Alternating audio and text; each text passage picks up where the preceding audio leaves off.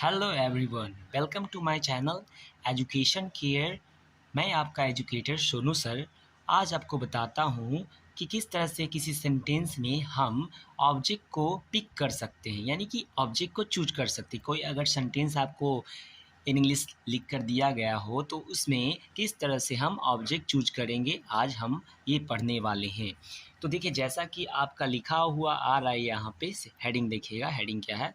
Pick out the object of the verbs in these sentences.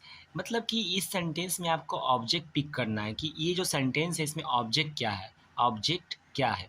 तो देखिए, इसमें क्या होता है ना कि कभी भी कोई सेंटेंस दिया रहता है, अगर सेंटेंस में जो पहला जो वर्ड होता है वो सब्जेक्ट यानी कि कर्ता होता है। उसके बाद कोई भी है जो कि is, am, are, shall, will, has, have या कुछ भी इसी तरह का कोई वर्ब आता है तो उसे हम हेल्पिंग वर्ब बोलते हैं। उसके बाद अगर कोई वर्ब आता है तो उसको हम मेन वर्ब बोलते हैं। ठीक है? तो लेकिन कभी कभी क्या होता है ना कि सेंटेंस में सिर्फ और सिर्फ एक ही वर्ब रहे तो उसी को मेन वर्ब कहते हैं। लेकिन जो शुरू में होता है सेंटेंस में, जो शुरू में हो सब्जेक्ट के बाद, वो आपका हेल्पिंग वर्ब होगा। और सेंटेंस में जो लास्ट में हो सब्जेक्ट के बाद, तो वो आपका मेन वर्ब होता है। तो आपको ये पता क्या करना है कि ये सेंटेंस में ऑब्जेक्ट क्या होगा। चलिए हम इसे देखते हैं। तो जस्ट अ मिनट, देखिए क्या कैसे बनेगा ये। लिखा हुआ आ रहा है he is reading a book. तो इसमें क्या करना है ना, इस सेंटेंस में से आपको रीडिंग जो मेन वर्ब है उसे पिक कर लेना है, लिख लेना है। लिखने के बाद उसके साथ एक वर्ड लिखना है। वो व्हाट लिखना है। व्हाट का मतलब क्या होगा, क्या। अब देखिए, ये क्वेश्चन टाइप का सेंटेंस बन चुका है। इसमें देखिए व्हाट रीडिंग, तो क्या पढ़ रहा है। तो क्या पढ़ रहा है, तो इसका आंसर क्या होगा? इसका आंसर होगा बुक। कि वो जो he is reading a book, यानी कि वह क्या पढ़ रहा है, तो बुक पढ़ रहा है। तो यही इसका ऑब्जेक्ट होगा। और अब चलते हैं दोस्तों, सेकंड सेंटेंस देखते हैं। सेकंड सेंटेंस हम आपको नेक्स्ट सेंटेंस हम आपको कुछ ऐसा बताते हैं जिसमें क्या होता है ना कि कभी कभी कोई कोई सेंटेंस ऐसा होता है जिसमें एक से ज़्यादा ऑब्जेक्ट होते हैं, तो उसे कैसे पता करते हैं। तो देखते हैं कि किस तरह से उसे पता कर। तो देखिए दोस्तों, ये जो आगे का सेंटेंस है हम लिख रहे हैं, he gave he gave me money.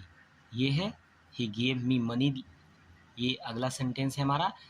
तो यहाँ पे देखिए, यहाँ पे मेन वर्ब आपका क्या हो जाएगा। देखिए यहाँ पे ही के बाद तो कुछ is, am, are, shall, will, had, have, was, were ये सब तो है नहीं, तो यहाँ पे हेल्पिंग वर्ब नहीं है।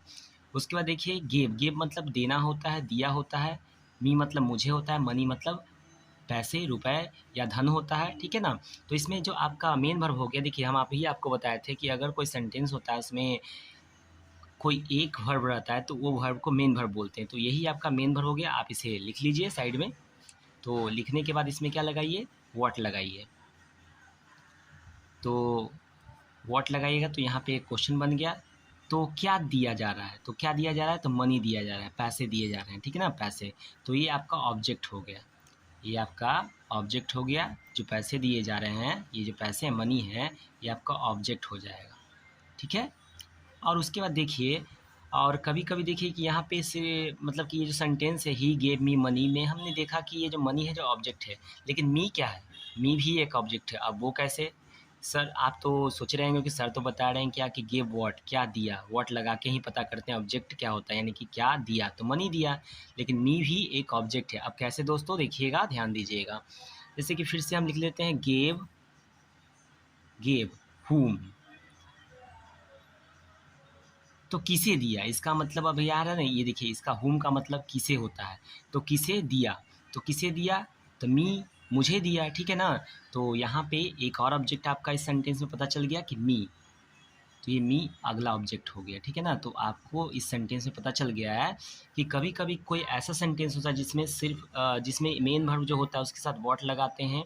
तो उसमें क्या होता है कि व्हाट का जो आंसर मिलता है, यानी कि क्या पढ़ रहा है, यानी कि ऐसे लगाइएगा, मेन वर्ब के साथ व्हाट लगाइएगा आप। तो व्हाट मतलब क्या हो गया, क्या पढ़ रहे हैं। तो क्या पढ़ रहे हैं भाई, तो वो पढ़ रहे हैं बुक। तो यहाँ पे ये ऑब्जेक्ट हो गया। ठीक है ना? अगर आपको लगता है कि जो मेन वर्ब के बाद और भी कुछ वर्ड लिखा हुआ है तो उसमें उस मतलब कि फिर से मेन वर्ब लिख करके उसमें हुम लगाते हैं। हुम मतलब किसे होता है। ठीक है ना? तो हुम रीडिंग, हुम किसे पढ़ रहा है, तो अगर वहाँ पे कुछ पता चलता तो उसी वो भी ऑब्जेक्ट हो जाता। इस सेंटेंस में एक ही ऑब्जेक्ट था जिसके कारण यहाँ पे व्हाट लिखने पर ही इसका आंसर हमें पता चल गया है। लेकिन ये सेंटेंस जो है यहाँ पे इसको आप देखें, तो इस सेंटेंस को जब आप देखेंगे तो इसमें लिखा हुआ क्या है, गिव व्हाट।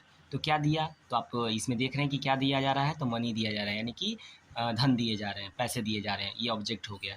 अब यहाँ देखिए गिव हुम, किसे दिया जा रहा है, तो मी यानी मुझे दिया जा रहा है, तो ये भी ऑब्जेक्ट हो गया। इस तरह से हम दोस्तों क्या कर सकते हैं ना कि कोई सेंटेंस को लिख करके उसके मेन वर्ब के साथ व्हाट या हुम लगा करके हम पता कर सकते हैं कि कोई सेंटेंस में कितने ऑब्जेक्ट हैं और कौन कौन से ऑब्जेक्ट हैं। तो आपको आई होप समझ में आया होगा। Thank you for watching.